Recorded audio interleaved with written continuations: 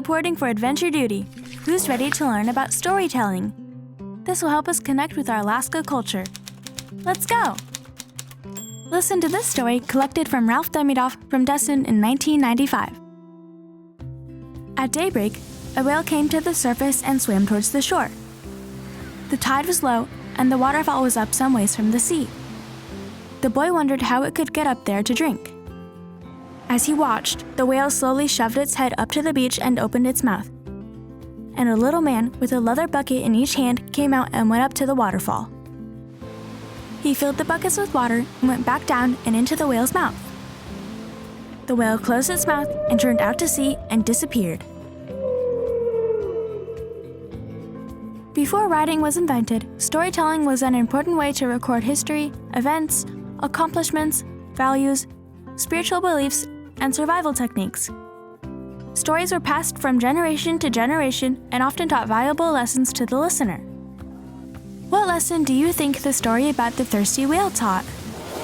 Myths were stories told to explain how people, the world, stars, and animals were created. The thirsty whale story is a myth. Our ancestors believed that every creature had a human-like spirit that was seen as a small person living inside of it. The myth of the thirsty whale was trying to teach us that animals have spirits like ours, and so we should be respectful to animals. Wow! I never thought about life lessons being part of my favorite stories. Even though I've lived here my whole life, I still have so much to learn. Legends are stories about the activities of our ancestors. They also explained unusual events, discussed the dangers of wandering too far from home, and taught children about good manners, responsibilities, and good decision-making. For example, the legend called The Man of Winter was a story told to noisy children, warning them that those who misbehave may cause bad weather. It taught children that bad behavior might have consequences for a whole village.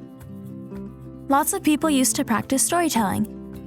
Parents would use stories to explain to their children why they had to be careful out in the world. Elders would tell stories to explain how life used to be. Stories for fun were told around fires in the evening.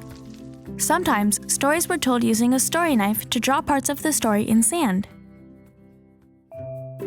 You kids are great adventure buddies! I can't wait for our next journey!